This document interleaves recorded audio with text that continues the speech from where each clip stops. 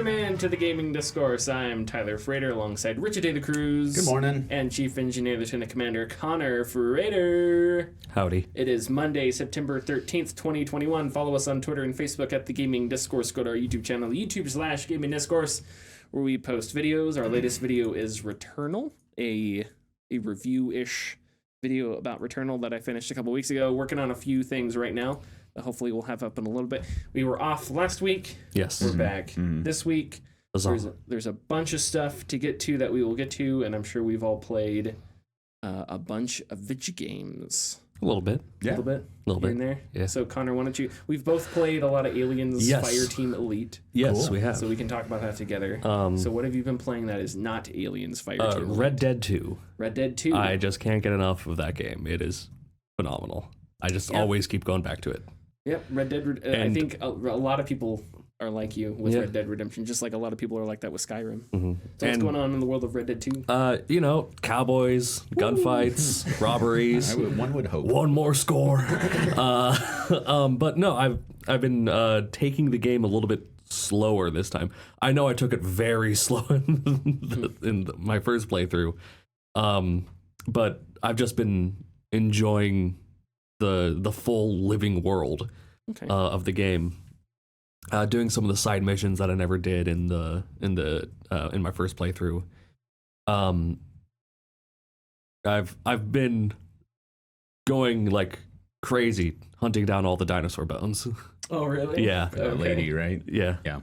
So I've just been doing that. You can only get so many in the first playable area. There's some that only John can get, so I think I'm going to get a little bit more of those that continue the story, get them a little more, continue on. But I'm still, 4 years later? 3 years, yeah? 3 years. 2018. 3 years later. Still finding new little hidden areas in the game. Osmond Grove. Did you guys ever find that? I don't. It is a little shack out in the middle of near the border of New Hanover and Annisburg. What's inside of it? Corpses, suffocated. Wonderful. By what? There is a broken stovepipe chimney. Okay. And it just filled the house with smoke. But I don't remember this. all of the doors were locked. Interesting. Yeah. Okay. Yeah. So there's like very a cool whole mystery behind it. Like why didn't they? Because they're sitting in chairs. There's one in a bed. There's a kid who was on a rocking horse. And it's like, why weren't they trying to get out? Was there a book in there that you could get for Yes. Jack? Okay. I think I have been in this place before. If you go on the map, the map shows everything that's on. The map shows everything that's in the map. So you'll see all the buildings. Yeah. You'll have to zoom in because some of the buildings are kind of small. But if there is a building that you can go to, you'll see like a little black square, even if you haven't walked up to the building yet. So that's an easy-ish way of finding, at least when it comes to the building landmarks.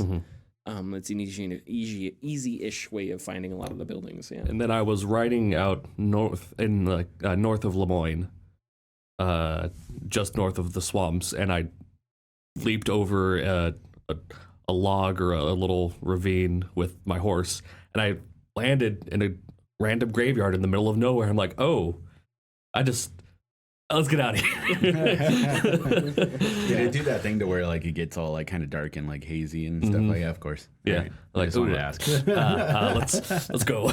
Yeah, Red Dead 2 is a closet horror game. It is a secret horror game. Oh, you sure? Yeah, no, I can understand that. I mean, you know how much people knew nothing back then? Yes, and I don't know. The thing is, I don't know why, and that is a mystery. That has driven me I'm trying to remember Red Dead 2. which author it was that I read this from. It's gonna bother me until I figure it out. But they describe the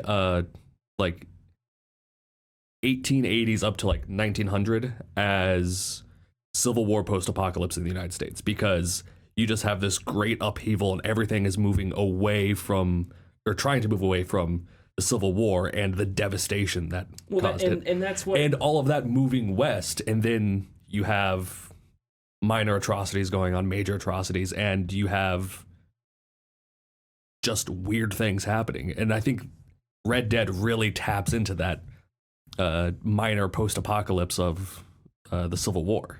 That's what so much Red Dead 2 is about, right? Yeah. Mm-hmm. May I stand unshaken amid a clash of worlds, I think is the lyrics to the song, right? Mm-hmm. Because you, at the end of the Civil War, you had the entire Southern economy was completely decimated. Mm-hmm. And it wasn't just the economy, it was social classes, it was caste system, all that stuff was completely destroyed. Not to mention people's identities, right? Yeah. And obviously those identities were based on inhumane things, but it was their identity nonetheless. And so people had to figure out, like, where do I sit here? Mm-hmm. And there's a fascinating side quest in Red Dead 2 where Arthur meets a former slave catcher. And you don't know that this person's a former slave catcher. And the guy's like, oh, the bank took my house, and I need these things. Can you just go to the house and break into my own house and get my stuff from this? Yeah. And so you're like, sure. And you don't know what's going on, but you get this weird vibe from the whole thing. Mm-hmm. And then you find the house's basement, and Arthur's holding the lantern. And it's like a horror movie, but you just see the bunks that he would put the people that he captured. Mm-hmm. And then you go back to him, and you put a few rounds in him. Choice. You're given a choice. You can either destroy the things that he held dear and toss them into a fire, or you can give them back to him, right?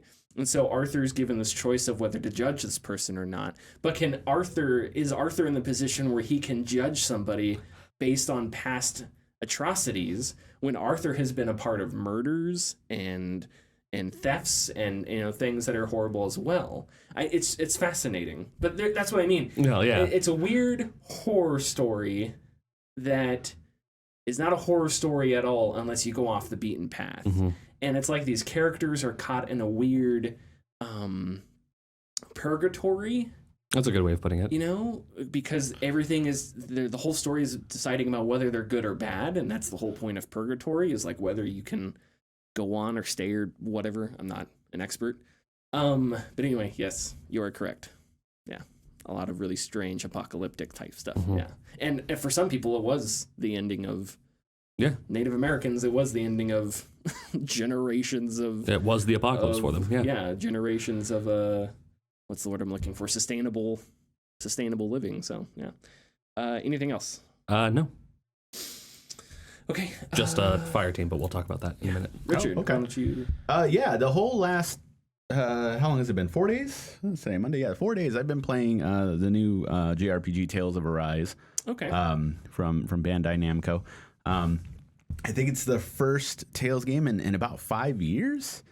But I have dove headfirst into this game. I have not played a game in a while. I've been satiating my game time with quick things like Apex Legends or Call of Duty, or nothing is. There have been games I wanted to play, but I can't seem to start. That's a different story. This one came out, and I was quite excited for it. I played the demo, and I liked it. And I got the real game. And so far, I am so into it. They have improved a lot from the other Tales games. They've kind of changed the formula a bit. And the old Tales games have this kind of action, hack and slashy combat system. But it was kind of on this weird... On the PlayStation and Super Nintendo, they were side-scrollers. So you'd fight your guys just like a fighting game on a 2D plane.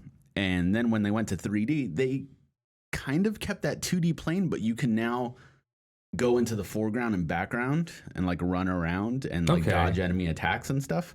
And that was the tried and true system for however many games they made. And so now they have changed the formula to a third-person action-adventure type camera. So the camera's behind you now. You can see your character running around. Much like... Well, actually, sorry. I was going to say much like the other games when you explore, because when you explore in the other games, the camera's behind you.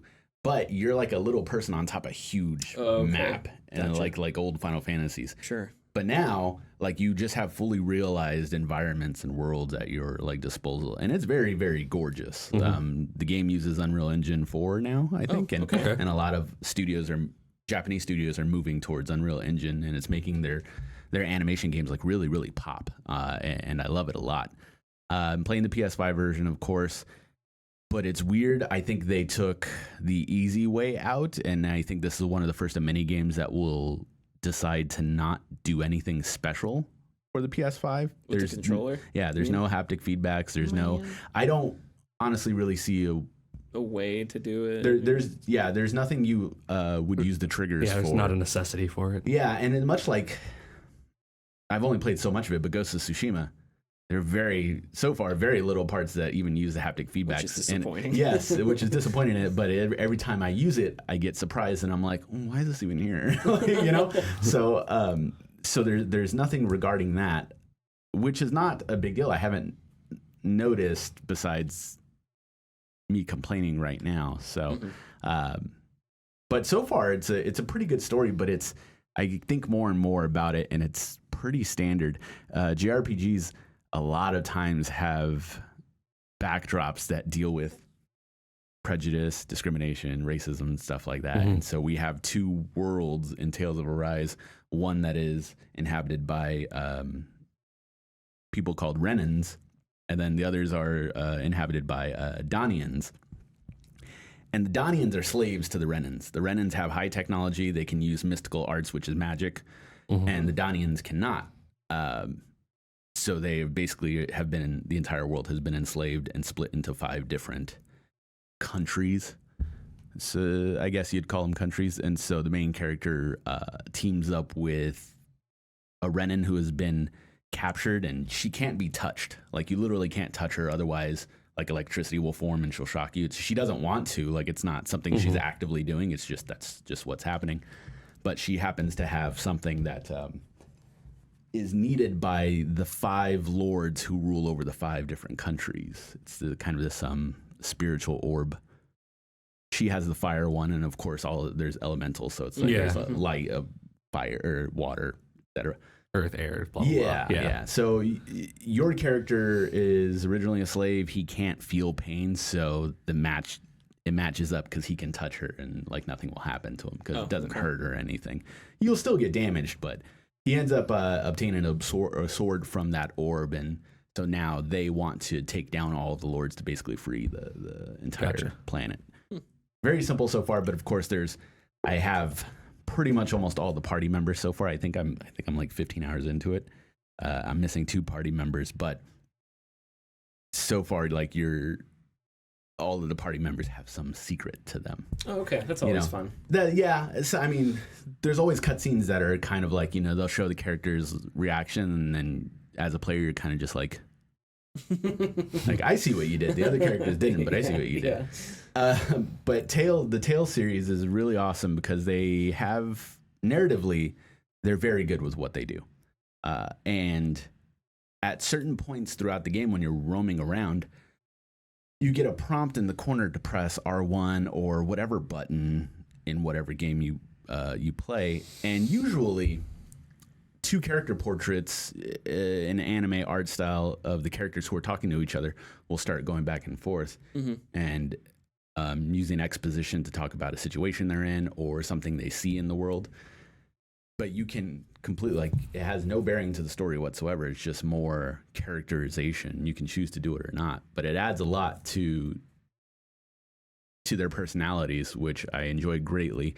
In Tales of Arise, they have now changed it to a kind of comic book style storytelling, where instead of 2 panels, you still get panels, but they're comic panels. So there'll be like 30% of the screen on this side, like diagonally, and then like the next frame will come in, and then the next frame will come in. So I think artistically, that's a way better way of doing it than anything else. The fighting in it is so flashy and consistent. It gives me just tons of was it serotonin? With that, maybe. Yeah, but it's the happy brain drug. Yeah, the happy brain drug. Yeah, it is serotonin. So there's just so much I can performing combos with my main character is so fun, and as you level up more, you can string them longer and longer, and it's very rhythmic in the way that it's done.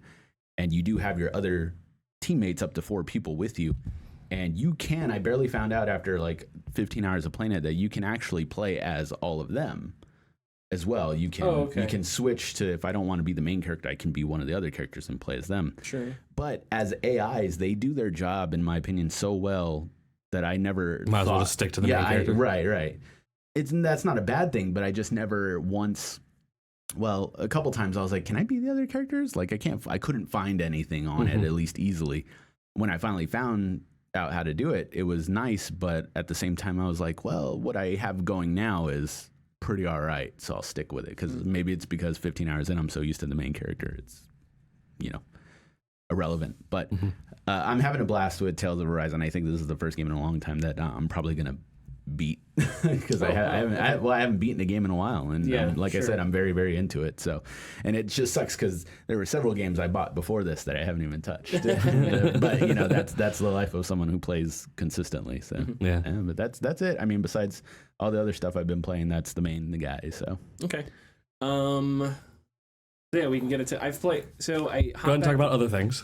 I hop back into Cyberpunk. I've started. I wanted to play because I loved. When I played Cyberpunk for the first time, I loved a lot of it. So I started a new game in Cyberpunk. The beginning of Cyberpunk it's magnificent. I just wish the game were finished. It's still not finished. There are still things, in one of the first missions, Jackie walked right through the car. Instead of, we got out of the car and I turned around, and instead of him walking around the car, he phased straight through the car. And if that were the first time I'd seen a bug, it wouldn't have bothered me, but I know that was a bug that was there before. So Cyberpunk just wasn't finished, and it's probably still not finished. It does run better, though, which I'm really surprised by. But, man, the opening of Cyberpunk is magnificent. It is, yeah. It's so good. Especially when you go to the Ripper's hideout. Yeah. And you have to rescue somebody, and there's the woman on the table who... all of her implants are taken out of her, and it's really grisly. And then there's another person, a guy in the corner in the next room who he's like hung and all his implants are taken out. It's such a good opening to a game. And then you save the person, and you have to the character you're saving flatlines, and you have to yell at Jackie to get a hypo, and it reminds me of a little bit of, especially that hypo. It's like it reminds me of what's the movie called? Pulp Fiction? Pulp Fiction, thank you. Yeah, with Pulp the Fiction. Adrenaline scene, yeah. The adrenaline scene. And then you go in as you're saving this person, you learn about the ridiculousness of insurance companies. This insurance company has their own SEAL Team 6 that they send out to save you if you pay enough money. Yeah. And so it's like the medical people land, and then they... you put the body down, and there's 2 people pointing guns at you, and there's like the doctor taking care of her. Shoves you away. And then they just get right back up onto the ship and fly away just like that. Yep. The opening is so good. Anyway, so I'll be playing that. Sprocket is a game that I discovered, thought I'd try out, and got lost in. Okay. What did you laugh? I thought about the old Saturday Night Live skit with Mike Myers and Sprockets. This is not that, but it is a game. It is Kerbal Space Program, but it's tanks. And so you build a tank, and it's sort of a physics simulator. And it's in early access right now. It's very basic. I don't want to say bland, but it's not super complicated. Oh no, yeah, it doesn't look very complicated at all. No, but you build tanks, and you try them out in scenarios, and you see if you can survive a scenario. But it's really fun, and I'm sort of proud of myself because I'm not an expert on tanks and history and stuff, but a lot of the little things that I've learned, I incorporated into my tanks, and in Sprocket it works. So I'm really proud of myself. Like sloped armor, Man, what a revolutionary idea. What's hilarious is there's a World War I scenario, and during World War I, the tanks were not amazing. Tanks were horrible. Yeah. And you could argue they were horrible all the way up to the M1 Abrams. But They didn't have sloped armor. No. Tanks were just boxes with wheels, and you were more liable to die in it than you were survive. But there's a World War I scenario, and in the scenarios, you can only use certain period appropriate things, right? Okay. You can only make your armor so thick as to be period appropriate. So in the World War II scenarios, you can have really thick armor on your tanks. In the World War I tanks, you can only have like 30 millimeter thick armor. That's considered heavy. Yeah. Because back then they didn't have guns that were very powerful. So anyway, in this World War I scenario, thick armor plus sloped armor means you're basically indestructible because nothing on the battlefield was made to counteract sloped armor because sloped armor wasn't a thing in World War I, right? That came with Also, World War just II. the firepower wasn't able to exactly deal with sloped armor. But what makes this difficult, though, is if you make something with sloped armor and heavily armor, that means it's heavy, and heavy things do not move on mud and craters and trenches very well. And so this scenario is you have to cross a no man's land while there's anti-tank guns, artillery landing, and enemy tanks attack you. And you have to cross this no man's land. And it is insanely difficult because there are craters you fall in and you'll get stuck in trenches. And so it's this really fun thing where you make a tank, you try it out, it fails, you go back, iterate, change some stuff on it. You can change how thick the track is, how long the track is, the shape of the tank. You can change if the tank has a turret or if it's turretless and that the barrel is just straight inside the superstructure. So it's like a tank destroyer. So you can change all kinds of stuff like that. And it's a lot of fun. There's another scenario where the AI just sort of attacks you from like a half circle and you're just ambushed. And I tried different things like I tried to make a really strong tank, and eventually I just made a tank that was super heavily armored and just could take a bunch of shots, and I would slowly just pick off each tank one at a time. But it's in early access, and so I'm having a lot of fun with it, and hopefully it'll get more and more complicated. Okay, Aliens Fireteam Elite. Yes. Would you like to start off? It's not exactly what I expected it would be. I didn't expect there to be so many xenomorphs because it is just a shooting gallery. Oh, it is, yes. And one of the things that I don't like about the game is all the missions feel the same. Yeah. So it's a third person. It's very Left 4 Dead kind of. Kind of, yeah. Because you got your special Xenos. You got your special xenomorphs. You got your normal xenomorphs. Your normal xenomorphs. You go through a mission, point A to point B. Every mission, there is points where you have to hold a specific spot. So you have to hold off like waves of enemies. But in between there, enemy attacks are random. Kind of like in Left 4 Dead, where at random points you may get swarmed by a bunch of zombies. So in Aliens Fireteam Elite, every now and then at random points of the mission, you may get swarmed by a bunch of xenomorphs and you have to shoot them away. Yeah. Continue, sorry. I do like the diversity in the classes. I'm playing the medic. You're playing the demolisher. Demolisher. So you have the smart gun. Person with the smart gun. Vasquez. Yes, Vasquez. Yes. And our buddy is playing the tech. Who has throw down a turret. Yes. Yeah. Then they added one recently. Yeah, the phalanx when you have a shield. Yes, a riot shield. It is. I don't know. Yeah, we haven't used it yet, so I don't know. But and then there's just the normal grunt. There's just the normal grunt. Yeah. Any special abilities or just? Yeah, so like each class has just supply ammo.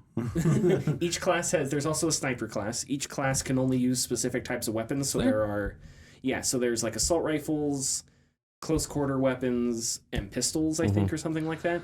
But the Demolisher can only use my smart rifle and assault rifles, so I can't use a shotgun. While the Phalanx... Well, not the Phalanx, the medic. Well, but yeah, not you, I'm saying Phalanx in general. The Phalanx can use, I think, close quarter weapons and shotguns, but they can't use assault rifles, at least as far as I remember. So it limits what kind of weapons the class can use, but each class does have specific abilities. The... Demolisher, I have rockets that shoot, and these rockets have different things that I can change, And the point of the rockets is that depending on how many enemies I hit, it increases my damage output. So if I hit like 5 enemies, it increases my damage by 25% or something like that. Sure. And it's both my guns. And my smart gun, as you'd imagine, is super accurate, super fast. Basically like an auto turret, I assume. If you've hold seen down both- Aliens, and you've seen them using the right. smart gun, Yeah. it's exactly that. I hold down both buttons on my mouse and I just go left and right and I mow down Xenos and Xenos and Xenos. Specifically the grunt. What does the grunt It do? has grenades and they can overclock their gun. Yeah. That's cool. Yeah. Yeah. All So right. it makes them. Which the overclocking increases their accuracy, I think it is. Oh, is I it don't just remember accuracy? Exactly. I think That's I think it's an accuracy and damage buff. Yeah, it sounds like it'll be at least damage. Yeah. So. Okay, cool. I don't know how well all the classes, how useful all their abilities are. I think of all of them, I think the combat stem from the medic is the most useful really? ability. Okay. Yeah.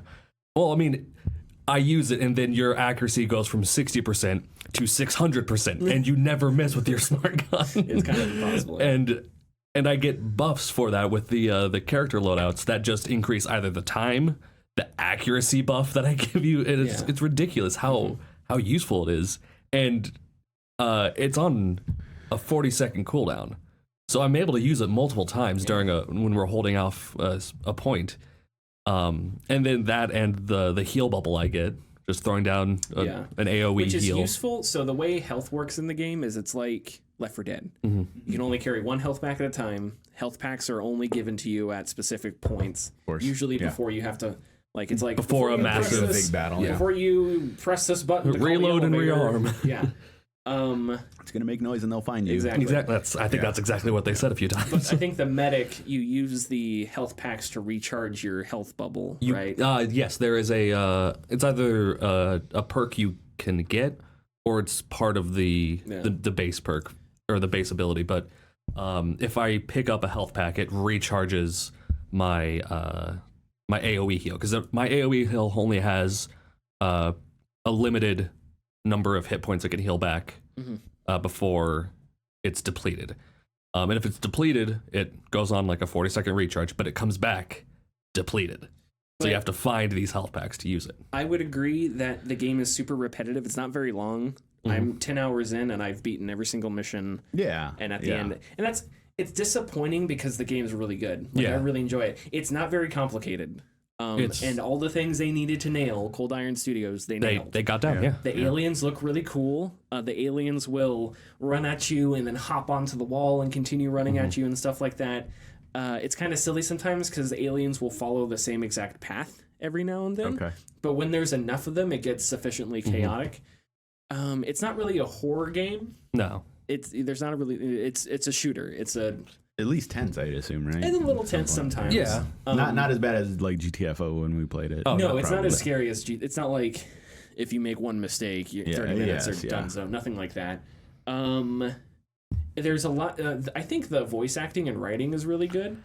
There are when you start up the game, you get to create your own Marine that you play as. Cool. And there are 2 voices that sound like the voice actors were invested in the game. One male, one female voice that sound like the voice actor's like, yeah, I want to do this. The other 2 kind of sound, or the other 2 for each section kind of sound phoned in. But everyone else in the game sounds good. Okay. So it's just these 4 voices that that are optional. I don't hear character voices much anyway, which is kind of strange. And if so, it's like reloading, or something like that. I love the Aliens universe, and I also hate it because this is a product of capitalism, right? Because here's the thing. God damn it. The point of Alien is that you don't know what the ship is, you don't know what the engineer is, you don't know where the alien came from, and that's all terrifying. That's the whole point of Alien. It is the fear of the unknown. It's the fear of the unknown. It's the Lovecraftian cosmic horror of there's these other things out there that we don't even know how to comprehend. Everything and then is it gets into Giger-esque. the gory. Yeah, and that's the creepiness of Alien, right? but now Alien is, Ridley Scott trying to figure out how to connect all these stupid movies. It's like, oh, well, he had 8 cool ideas, and now he has to make them work together. Black goo, and the black goo created the xenomorph at some point. And it's like, hey, all that is stupid as hell.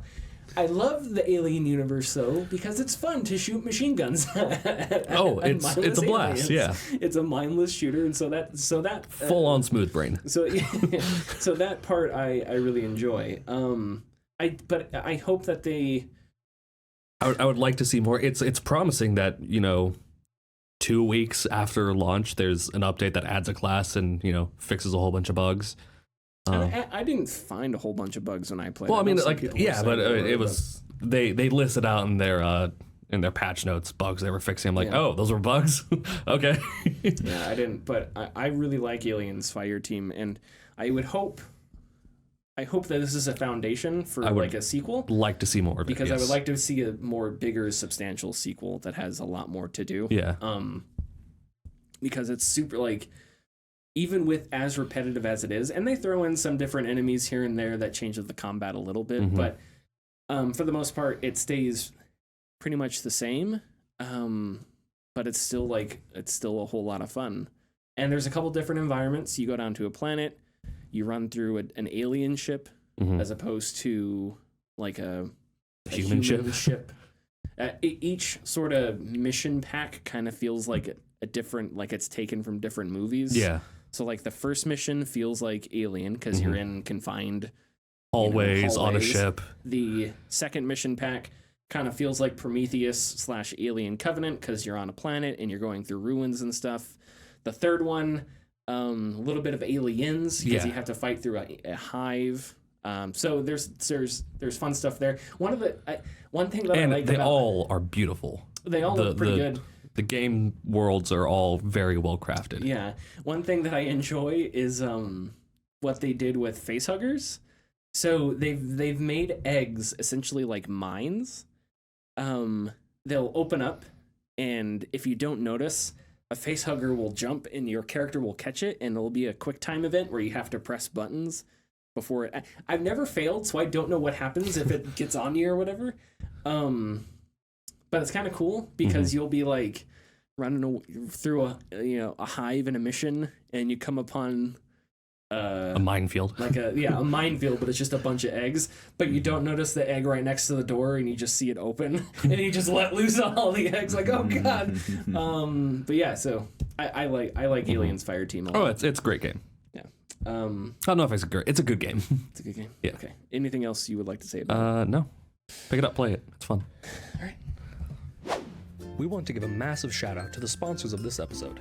They have been silently supporting us since the very beginning, and we felt it was time to give them some love.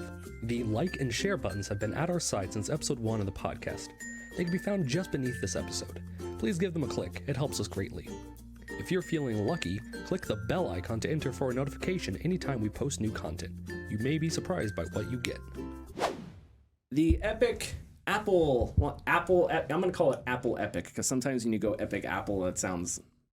You could add a V in the middle of it. You could. Epic V Apple. You could if you were good at leading a podcast. But guess what, Richard? We're stuck with you. We're stuck with me. The Epic V. The Apple Epic lawsuit has ended in somewhat of a compromise, at least for now. Judge Yvonne Gonzalez Rogers ruled that iOS apps must be allowed to direct users to payment options outside the scope of Apple, meaning devs can get around the 30% cut Apple takes from in-app purchases. So on that regard, that's kind of something Epic wanted. Yeah. And that's a potentially huge shift in the mobile market. However, and this is however, neon light sign, however, that injunction is scheduled to go into effect December 9th unless appealed. Okay. Straight from the ruling, quote, Apple is permanently restrained and enjoined from prohibiting developers from including in their apps and their metadata buttons external links or other calls to action that direct consumers to purchasing mechanisms in addition to in-app purchasing and communicating with customers through points of contact obtained voluntarily from customers through account registration within the app. So the ruling says that they cannot prohibit app or people developers from sending people. Now, that does not mean Apple cannot require apps to also have a way to pay through the app as well, right? Does that make sense? So there's a lot up in the air, and obviously all this is getting appealed. Okay, anyway, back to the big however. While the ruling says Apple is behaving anti-competitively, it does not affirm that Apple holds a monopoly, which is something Epic wanted to prove. Epic, according to the ruling, failed to prove that. Also in the ruling, Epic putting a direct payment option into Fortnite was a breach of its contract with Apple, and Epic must pay Apple 30% of what it made since inserting that, which amounts to about $3.5 million. And Apple is within its rights to keep Epic off of the App Store. So they say what Epic did was wrong. A point Epic made is kind of right. And the point that they say that is kind of right could potentially lead to a massive shift in the mobile market. Right. So I think one way that a lot of people have put this is that both companies sort of lost. Yeah. everybody loses. Yay! And in that case, well, both companies sort of lost. In that case, everybody else wins, and it's a really a bad outcome. In right? in one of the articles, I think it was either the Verge article or another one I saw. Apparently, also Korea and Japan have there's other filed stuff lawsuits going on, with Apple as well about this whole thing or something. So yeah, there's a lot of international things going on simultaneously that are affecting this. Mm-hmm. The Verge has Addie Robertson, and they have a podcast, and they had an emergency podcast, and they break down the whole decision really well. And I'll actually link to that podcast because they do a really good job. Yeah, go ahead. and then Tim Sweeney tweeted after this happened, and he said they paid Apple $6 million. Oh, is it $6 million? I mean, he said we paid Apple the $6 million Well, that so they had us pay. it or may have something. been different Sure. fees combined, Okay. because that $3.6 million is specifically from the 30% cut that they got from avoiding. Got so it. there may be other fees that they incurred, legal fee. I have no idea. Yes, as of 4 hours ago, Epic pays Apple $6 million as ordered by court. As ordered by court. So maybe other things on top of the But 3.6 this million. specifically from that is 3.6. Yeah. Got it. Yeah. All right. So I'm confused about one thing, Okay. which is Why? the ruling is Epic's actions were wrong, but the reason that they did them is kind of right. But Epic is punished for doing what they did anyway, if I'm understanding it correctly. So now, I am not a legal. Let's preface everything. None of us are lawyers. None of us are lawyers in here. We cannot give Far out legal from it. advice. I'm an armchair lawyer. Far from it. So that's all that I find a little confusing, but I do not think because I'm coming from a standpoint of ignorance. I'm not saying I found some loophole. You have and to I'm a remember genius, that anytime not. there's a court ruling, it's not a binary yes or no. Yes. It's yes with 800 asterisks after it. And essentially what this boils down to is, hey, yeah, Epic, you're kind of right. However, you did breach your contract, so you got to pay them as your contract says. Yeah, Yes, right. The other thing I wanted to point out was I don't think either company came out looking better from this. No. Epic is manipulative. Their free Fortnite thing was a sham. Hold on, they get free games, buddy. Well, pack it up, boy. Put it in the books. Put it in the book. No, it's a sham, right? There's stupid hashtags. And it's an act. complete BS. And it's poetic justice that this ruling helps everyone but Epic. You know? But Epic and Apple. Yeah, but Epic and Apple, that's kind of hilarious. And Apple doesn't look any better either. And there is a certain, speaking of Lovecraft, there is a certain existential horror over the fact that this is all about microtransactions. Let's get down to brass tacks. This is about, there's a Spider-Man skin in Fortnite, and who gets the money for it when little Timmy decides he wants to buy this Spider-Man skin that's gonna make him happy for 10 minutes. Timmy, before he get goes better taste in games. Yeah, first of all, Timmy. They also have Matrix skins, I think, don't they? I don't know. Probably. They have Bad Boy Will Smith is in there. So Bad first of Boys. all, Timmy, you can be Will Smith, or you can be Spider-Man. And The actually, choice I'd probably be Spider-Man. The choice is obvious, Spider-Man. Honestly, Yeah. The point I'm trying to make is there is a certain horror to the fact that this is all about microtransaction money when it gets down to it. And what is microtransaction money? A lot of that is meaningless junk. Yeah. Like skins and fake currency that you get things that are meaningless for, and promotional bullshit and advertising bullshit, because that's a lot of what these skins are, right? Is promotional stuff. A movie comes out. Didn't they have a Terminator? Wasn't Sarah Connor in the game? Yeah, Sarah Connor and Terminator, yeah. Ripley was in the game at one point because there was something going on with Alien. So that's all. That's all what they sort needed of to do. They needed depressing. to change Fortnite into just briefly into a horror survival game where you're just being hunted down by a Xeno. Just traumatize the kids. We love it. There you go. Take that, little Timmy. Richard, it's always Timmy. Sorry, you were pointing at your screen. It looked like you wanted to read something. Yeah, no. I wasn't. This absolutely is about the microtransactions, but it's what it is now. That's this industry, and it's not going away. I kind of have that. I've said it before a long time ago. I haven't said it in a bit, but if somebody wants something to change, they'd have to essentially commit suicide in order to do it. Yeah. Like Epic was the one who who opened the doors, so to speak, and it all depends on if other people want to follow suit. And it sounds like it, in Korea and Japan, if they are bringing forward lawsuits to Apple as well in order to change the way that they work and whatnot. But we'll see what happens, because I think Epic is trying to appeal again. Or they're going to appeal. Both companies are appealing till...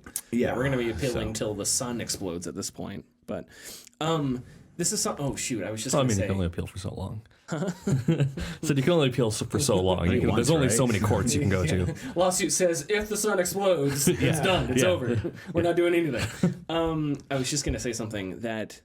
Oh, so The Verge pointed... This is in their podcast, which we will link now because I'm citing it. That the email app Hey, I've never used it, but it's like a messaging email app, I guess.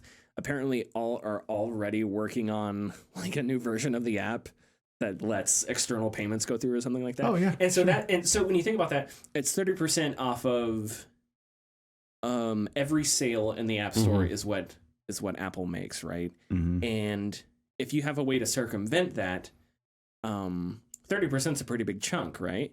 And if Steam developers had a way to circumvent Steam's 30% cut, I think that would change the game big time. I do. It's called going to Epic. Well, with the audience, with the same audience as Steam, and whatever sort of random nebulous hate they get from going to Epic. But I think it's going to be fascinating to see just how big of a change that shakes things up with, if at all, and how this case affects Epic's case with Google, which is also going on, which people talk less about, because I think they didn't make a stupid commercial about it. Well, Google never made a anti-establishment commercial back in the 80s. Yeah, that Fortnite then parodied. And also, I don't think you could still get Fortnite on the the Android store, Google Play app, whatever. Yeah. So I don't think they've taken it off. But I don't I just from a personal perspective, I like this ruling. I'm not an expert in a lot of the stuff, but anything that knocks giant corporations down a peg, I'm always good for. Yeah. So, okay. Twitch is suing 2 hate raiders. So if a little bit of background here, the past couple weeks or so, Twitch has, not Twitch themselves, but streamers on Twitch have held a day off of Twitch, and I think it's been a couple times now. There have been days where people haven't played or whatever, and it has made a dent in Twitch viewership, and the movements have been in response to increasing harassment and hate raids on Twitch. It's something we haven't covered yet. Hate raids, if you're unfamiliar, first go check out our talk with Kira. Kira, Kira thank you. Corelli. I was blanking on her name, even though I know her. Yeah. I apologize. Even she's been subject of hate raids and harassment and weird stuff. But hate raids are when people spam the chat with slurs or whatever. You can have automated bots do this. Anyway, so going by the names Cruise Control and Creatine Overdose, which if Family Guy made up douchebag names for hackers, that's the names they would come up with. Especially creatine overdose. Wow. Especially Creatine Overdose. Twitch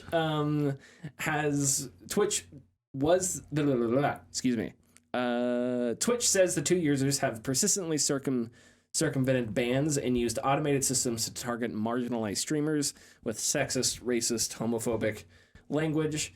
All this after Twitch has repeatedly attempted to get them off the platform. While Twitch does not know their real names, the lawsuit says that Cruise Control resides in the Netherlands and Creatine Overdose in Austria. So they don't know their real names, but they know the countries that they are from. From the suit, which was filed in the Northern District of California, I'm going to read, quote, Twitch took swift action against defendants by suspending and eventually permanently banning defendants' known Twitch accounts. Defendants were undeterred. They evaded Twitch's bans and continually altered their self-described hate raid code to avoid detection and suspension. Defendants' actions seriously harmed and will continue to harm the Twitch community, end quote. The suit seeks a legally binding injunction that will prohibit the users from using Twitch, as well as various fees and damages associated with stuff that has gone on. I think I even read something in the lawsuit about I forget the legal term, but like the well-being of a company. Like if you make a company look bad. So it's like, you made us look bad and you cost us money because we had to do this, and that. So there's that. There's also, we want to try and get you kicked off of the platform permanently somehow.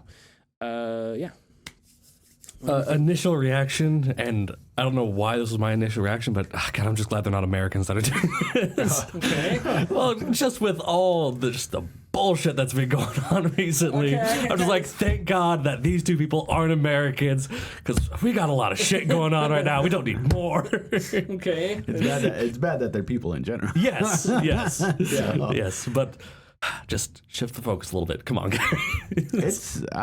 This is a issue that I don't want to say seems unsolvable, but it's something that I don't know if it'll ever go away, unfortunately, as much as I want it to. You know, early days of Xbox Live. Oh, yeah. You know, and then of course even more so with like Modern Warfare 2 era.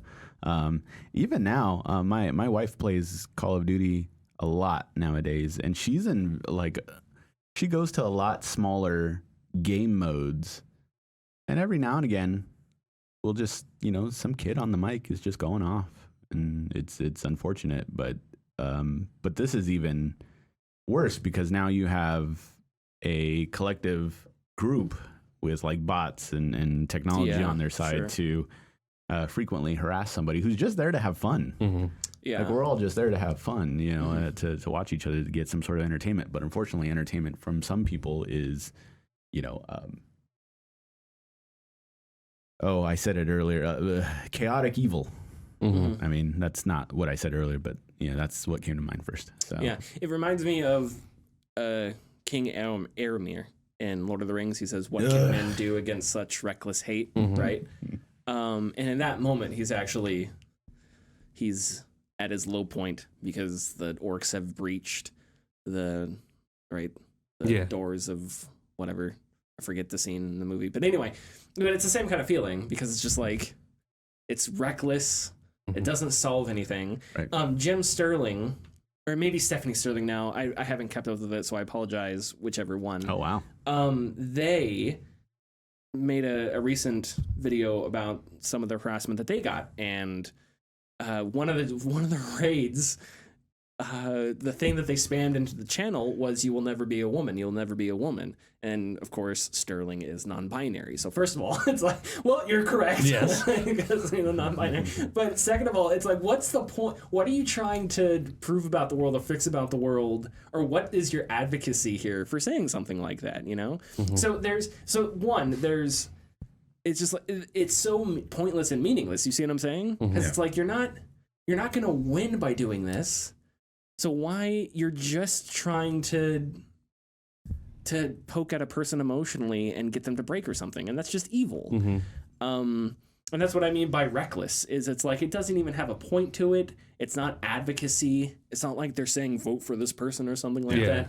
They're just being douchebags. Yeah. And so, and you say, what can you do about that? That's the big problem with social media, right?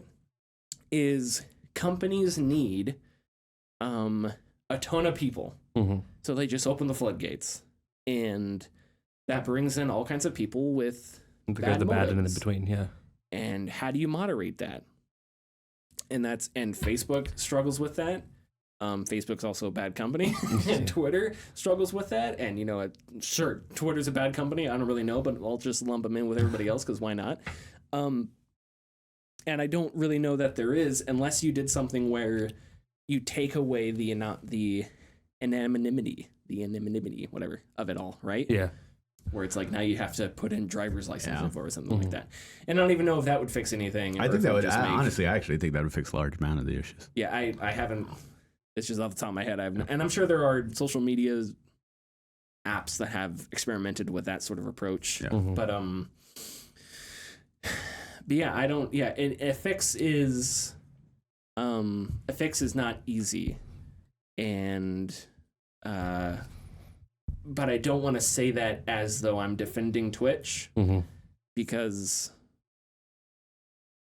it doesn't feel like they've done lot of the enough. fix comes from the user end, because I've told you guys I moderate for a few friends, and I know other moderators and we talk.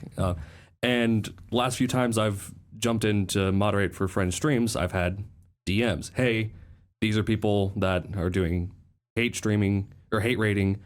These are the phrases they're using. Go ahead and add these to the people the ban list. Yeah. And so it's being somewhat dealt with on the user base. The moderators that are doing their jobs, helping out the streamers, are in communication with each other, being like, "Hey, look out for these people. Look out for these phrases. If the streamer hasn't already done it, add them to the ban list. Add these words to the banned words list." And so that's what's been going on, at least through my experience. Luckily, the people I mod for and some of the other people that I join in on haven't been hate rated, so that's good. But moderators I talk to, like, yeah, we just had to deal with this. Here's info for your streamers and your friends. Yeah. And so I think.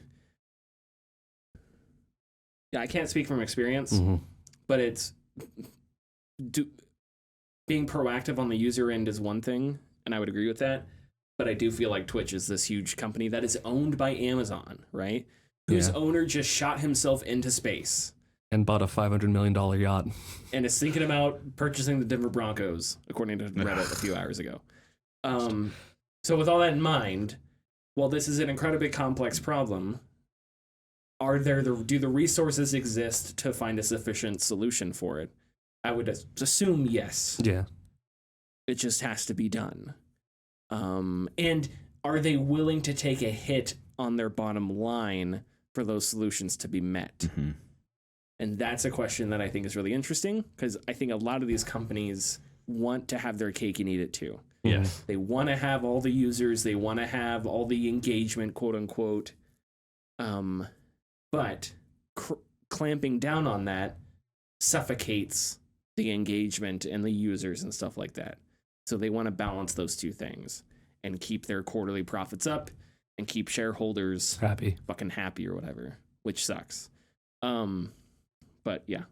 And it's a catch-22, because if they keep doing that, then this stuff happens, which affects their bottom line. So they have to do something, and Twitch has kind of lucked out because of moderators who actually look out, that are actually doing something about it. Sure.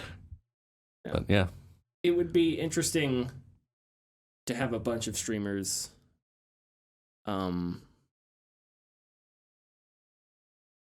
share what they think solutions might be. And there have been streamers that have talked about things, but I mean, like, really nuts and bolts. Need to unionize. I mean, really nuts and bolts, the gritty, like down to, I want a button that I can press that'll do this. I think that would be interesting. Like really. Anyway, yeah. There are like already in place some solutions. Streamers have the option of turning their chat into like just emojis. Or slowing down chat. They can turn on slow mode so that people can only post every 30 seconds, every minute, so on and so forth. So the options are there. It's just you have to be able to enact them proactively or just always have them on. And that's where the issue lies. Okay. Richard? No, I got nothing. Okay. Just wanted to make sure. Oh, except for a quick anecdote on Lord of the Rings. Go ahead. Quick. Sorry, this reminded me of a different, Sure. This has nothing to do with the story. This is a good bridge into fun news of the PlayStation series. So, I've seen Lord of the Rings and I've seen Two Towers. I've not seen Return of the King. Whatever, sue me. Whoa. Hold on. Whoa. News alert. All right, sorry. Whoa. Anyways, I've only seen both of them once when they came out. So over the weekend, about 2 weeks ago, my friend sent me a Lord of the Rings meme, and I had to respond to him. And I said, "Hey man, look, I've seen Lord of the Rings once 20 years ago. This isn't funny. Like, I don't know what this is about." Oh my god. So Okay. The thing is, I know characters, I know events and stuff like that, but I've not finished it. Can I ask you why? The first 2 times I watched it were with my parents. Okay. I was never with friends or anything. And then the second film, I think this had an adverse effect on me, but like halfway through the film, they were like, "This is boring," and I was just like, "Oh, okay." I liked it, but I just never had anybody to go with to see the third one. Okay. Lord of the Rings marathon. Here we come. I've just never seen it. Give you. I have them. My extended Blu-ray edition. I don't want to waste 20 hours of my life. It is not a waste. I know it's not a waste. You know what's a waste? Not seeing them. is Apex Legends is a waste. That's what a waste is. Fuck you, Richard. No, okay. We'll be right back after these short messages. You've never seen Return of the King. Yeah. Like, Return of the King is the greatest ending. Like, Which one? The greatest 6 endings? Yeah. That's what makes it great. Is Every end gets tied up. Yeah. everything is tied up, and when you look at the endings of like Return of the Jedi, it's not. It's like cute. It's like a 4-year-old wrote Return of the Jedi. Well, Well, it's more Rise of Skywalker. yeah, okay. Now that's one I saw once and won't watch again for 20 years. Is Rise of Skywalker. Anyway, the PlayStation Showcase. Yay. There was a bunch of stuff announced. Trailers were shown.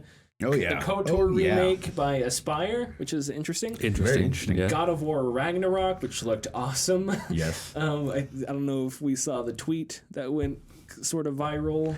Of the black cosplayer? No, of the some person was complaining about how Thor. getting into the boat. Oh yeah. Oh yes. Duh. Duh.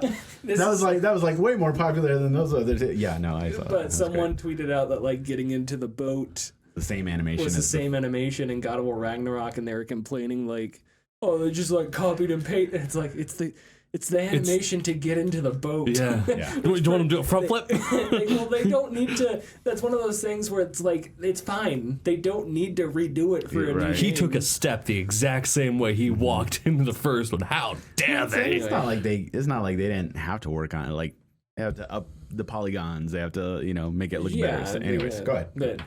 So that person is canceled. Or should have been shot to Venus or something. Forspoken, which is written by Amy Hennig and Gary Whitta, who wrote Rogue One. Rogue One. Alan Wake Remastered got a trailer. Marvel's Wolverine got an announcement trailer. There was Spider-Man 2, and there was some other stuff.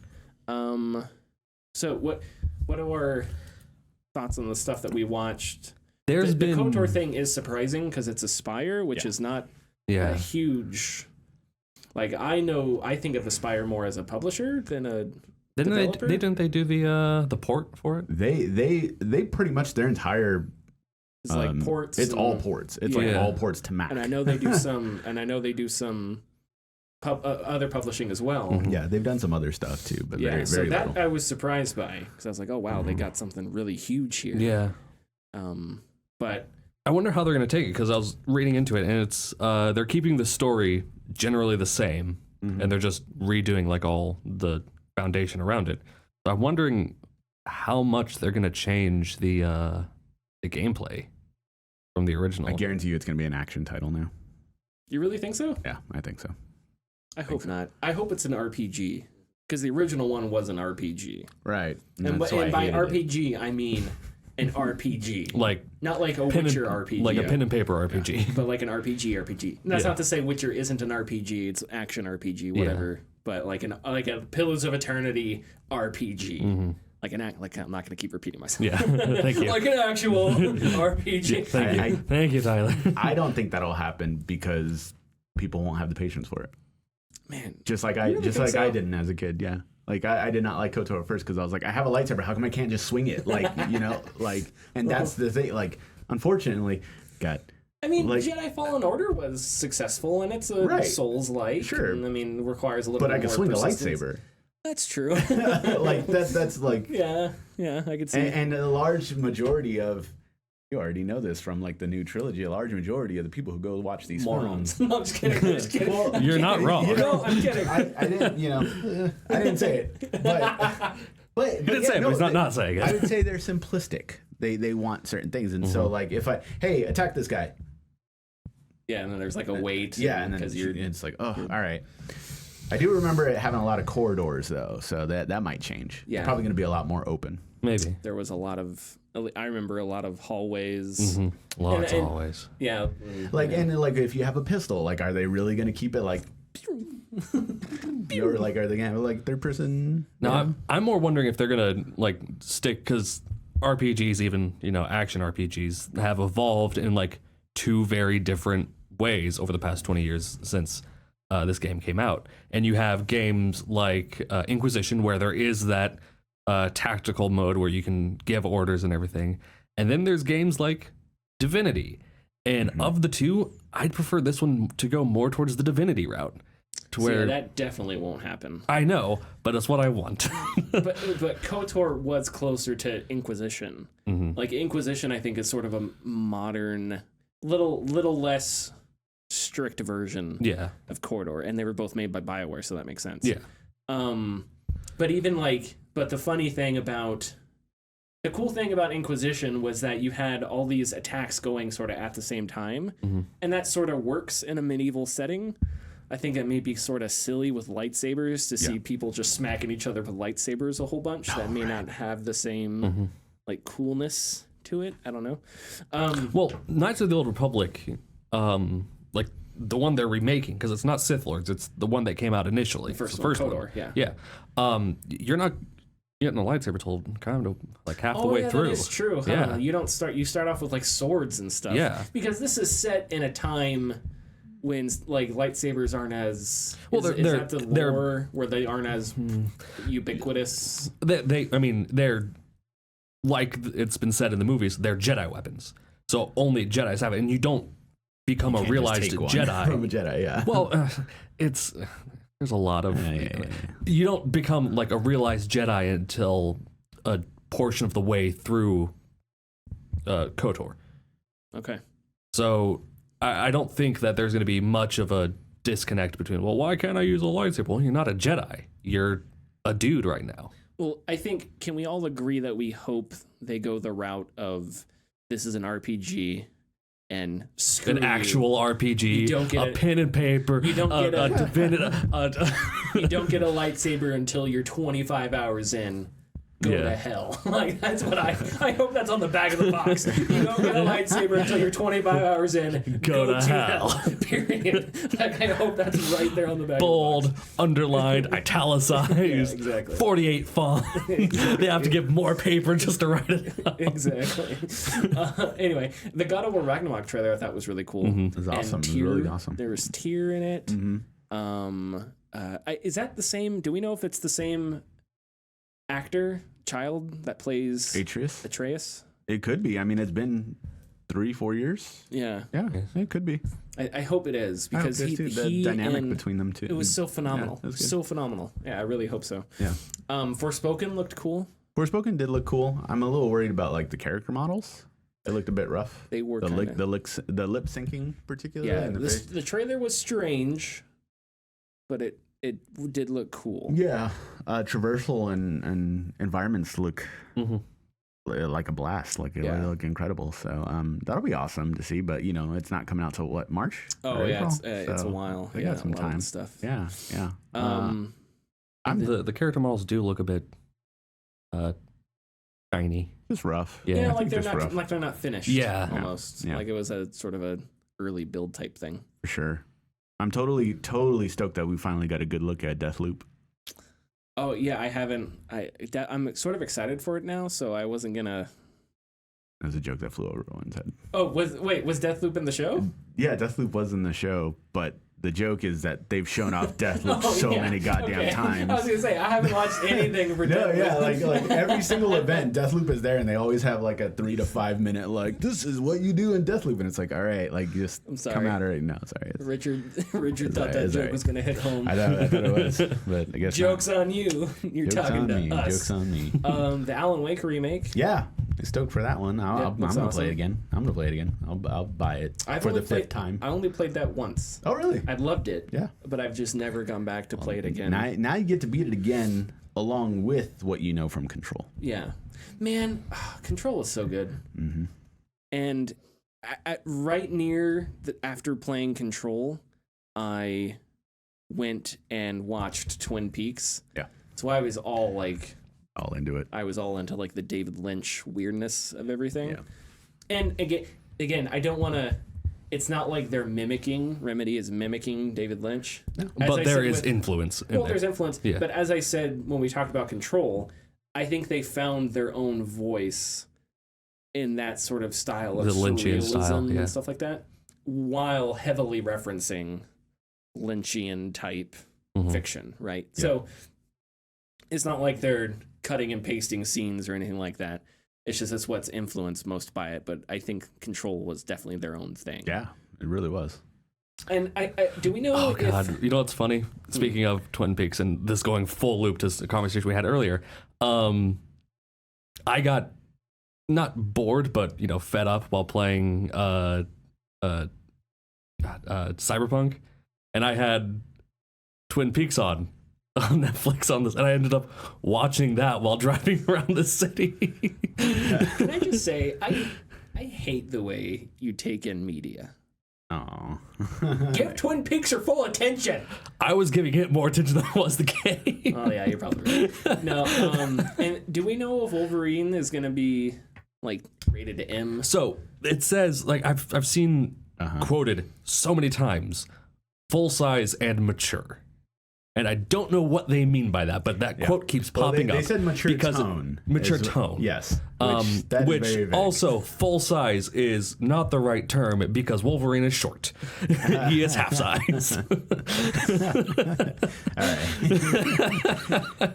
The mature tone worries me because you could have a rated T game that's very mature in tone. Sure. But Not it's... rated T, But still, it's like there are certain aspects of Wolverine that have been taken out of movies, of the X-Men movies, of the Wolverine Origins movie, that detract a little bit from Wolverine. He is feral. He is a beast. Yes. They did that a little bit in the in Logan. Yeah. They sort of turned it up a notch in Logan. Yeah. Which is why a lot of people enjoyed Logan. Yeah.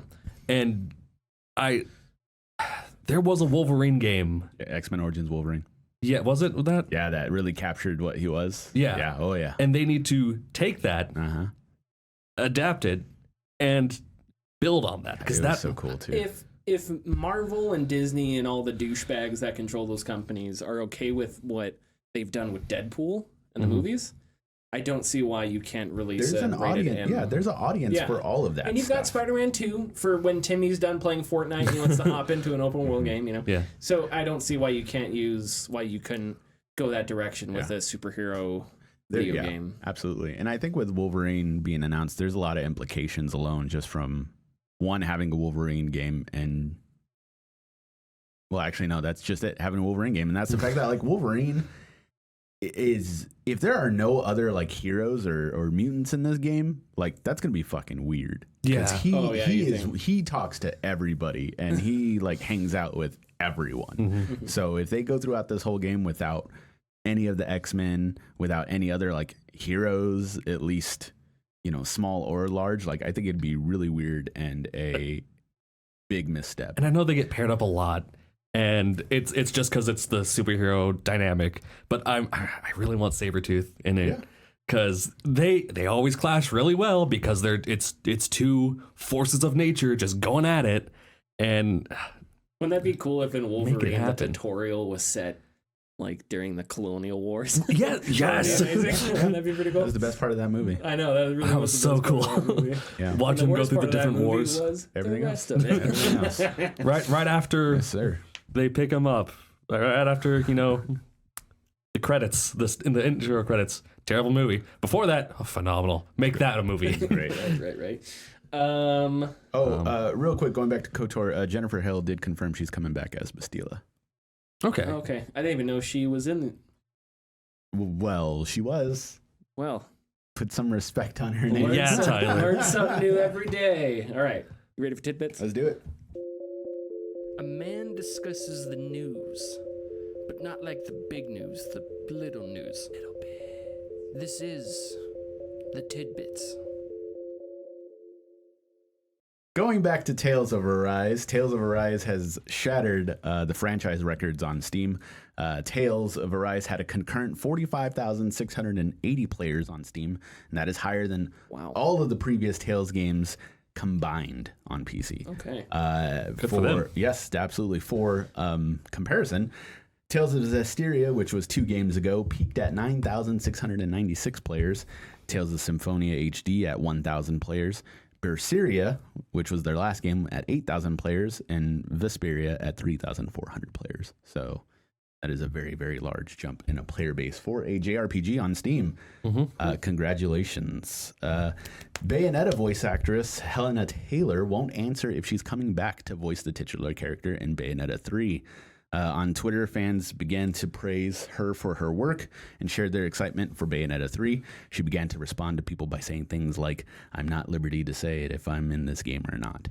One user specifically stated, "I can't imagine anyone else voicing her besides you," to which Helena replied, "You might have to." Oh, wow. Helena states that she is quote-unquote bound by confidentiality clause.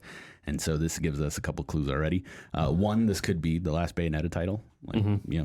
Or 2, we may have a character death on our hands. The Bayonetta 3 teaser trailer teased by showing us Bayonetta dying. So we'll see what happens with that. But that was very interesting. Randy Pitchell, disappointing news for you. Randy Pitchford confirms that Gearbox is working on a new Brothers in Arms game. Oh no, what's the disappointing part? Good old Randy. They're working on a Brothers in Arms game. It's Randy Pitchford I can and take Gearbox. that, but I can't Brothers in Arms game. It's an open world looter shooter set during Operation Overlord. I'm just not sure how you feel about Gearbox and Randy Pitchford now. I mean, here's my rule for a Brothers in Arms game: no magic tricks. Okay, that was supposed to be a joke. Didn't really land as well as I thought it was going to land. Better than mine. No magic tricks, and hopefully tactics. Right? I want to run across the street and get gunned down by an MG42. No, I want to run across the street and order my fire team to hit a machine gun nest with suppressive. Like that is still to this day some of the most intense tactical action is Brothers in Arms because the game forces you to move.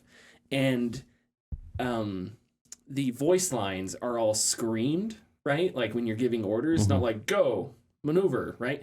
It's like Troy Baker's like, hit him, hit that fucking machine gun. And so when you are sprinting across the street, and he says the characters' names too, right? So Corian is the leader of your assault squad or your base of fire squad, which lays down suppressive fire. So it's these amazing sequences where you're like running across an open field or something, and so you give the order, and he makes his hand gesture, and it's like, Corian, give me cover fire, and it's so cinematic and so great.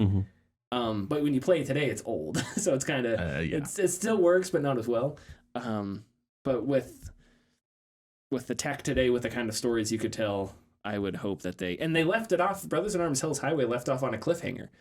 The main character suffers from PTSD, and feels guilt over the death of a specific character. And at the end of Hell's Highway, it's right before the Battle of the Bulge. It's right before the 101st Airborne go into Belgium, right? Yeah.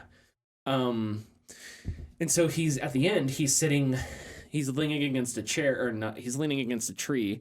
and they're like they're off the front line. They're somewhere on a camp chilling, and the guy who Baker feels guilt over appears and says, "I hope you're not afraid of snow." When the game ends, and that's a reference to the Battle of the Bulge and the winter of 1945 and all that stuff. So that was a really cool cliffhanger. Sorry, I don't mean to go off on this because it's like we're working on a Brothers in Arms game. Yeah. Well, let me talk about this for an hour and a half. I'm sorry. Well, anyways, real quick to finish it up, for context on the Game Maker's Notes podcast, Pitchford revealed that Borderlands 3 was announced towards the later stages of development, and while talking about that, he mentioned that we are working on another Brothers in Arms game, but I'm not saying shit until we have it, indicating that the game is very early in development. Please, I just want it tactical. You know how much I dislike SOCOM 4. I don't want this to be another SOCOM 4. It's terrible. I don't want this to be another SOCOM 4. I remember playing the beta, and I was like, this is bad. This is not good. So anyways. And, sorry, can I say one more thing Go ahead. No, I don't care. The other thing that was great about Brothers in Arms was that it was sort of a, well, you can say this about every game. Every game's a puzzle game. But like, okay, there's a scene in Band of Brothers, right? The HBO miniseries, where the paratroopers are coming upon Artem, right? During the Eindhoven, during the, what's the battle that didn't go well? Market Garden. During Operation Market Garden, right? And there's a scene where an American trooper sees a Tiger tank and it's hidden, right? And so he sees the tank and he turns around and he gives the hand gesture for Tiger Tank behind this building, and he communicates it with another guy, and this guy runs and tells the tanks that they have rolling up that there's a Tiger Tank over here. Anyway, in the game, you give orders to tanks, but the levels are set up where if you don't scout ahead, you can order your tank, and there will be an anti-tank gun that's hidden, and they'll just blow the shit out of your tank, and you have to restart. So it's like there are these really cool moments where you run, you take cover behind a wall, and you're like, oh, there's an anti-tank gun right over there. You know, it's like a little clever girl moment. And so you go back to your tank and you find a different way around the anti-tank gun. With just, you know, and that's so, when you pull that off, it's so tactically satisfying. Now, of course, 10 years later, 15 years later, it's kind of quaint because now it's not all that hidden because, you know, 1440, you know, you could see every single pixel, you know. But anyway. Sure, yeah. I just don't think that, like, I mean, there's no other game that has done anything like that recently. It was so, and it was grounded. Anyway, I'm done. Sorry, continue. Genshin Impact version 2.1 has made $151 million in less than a week on mobile only. These numbers only correlate to mobile players, do not include PC or PlayStation numbers. What helped is the introduction of new playable characters who have become fan favorites. And just a little anecdote, Genshin has an interesting culture. I mean, free-to-play games all have this culture, but I see it spoken a lot more on Genshin. Some players being described as whales and some as dolphins, basically indicating those who just spend all of their money on it. And that's pretty much a bulk of where this money comes from. There are plenty of people online who don't pay anything. They just play the game like normal, but there are definitely lots more people who buy into it. So more money for China. Excuse me. It's a Chinese game. GeForce Now has supposedly leaked a large amount of games in development. I saw this, yeah. Developer Igor July has unveiled a list of games on GeForce Now that can be fairly easily accessed, which includes games that are supposedly in development. Games include PS titles for the PC, such as Horizon Forbidden West, the original God of War 2018, and Sackboy, and along with the Returnal, Demon Souls. Stuff like that. The list also includes games like GTA Remastered Trilogy, Injustice 3, which has not been announced yet, and Resident Evil 4 Remake, which also has not been announced. Wait, aren't we supposed to get a Resident Evil 4 VR thing? Yes, and I'll tell you what, buddy.